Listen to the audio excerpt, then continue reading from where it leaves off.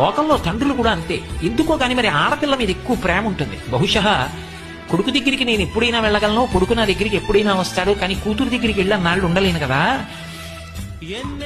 అలాగే కూతుర్ని పిలుచుకుని నా దగ్గర ఎక్కువ నాళ్లు ఉంచుకోలేను కదా అనో ఏమిటో, ఆ పరిమితి ఉంది అనో ఏమిటో. మరి ఆ కూతురి మీద తండ్రికి చాలా ప్రేమ ఉంటుంది, పైకి కక్కడకని.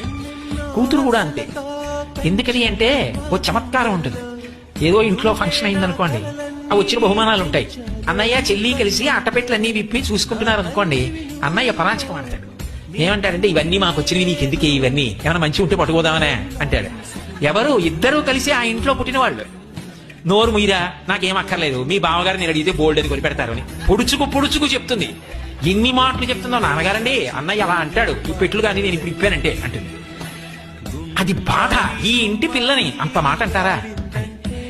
అదే అమ్మా అవన్నీ విప్పి చూడరా, ఆ బీరువా తీరా అన్నారనుకోండి, ఎంత పొంగిపోతుందో. పిచ్చి తల్లి ఆ అమ్మాయికి ఎందుకండి, ఇచ్చినా పట్టుకెళ్ళదు.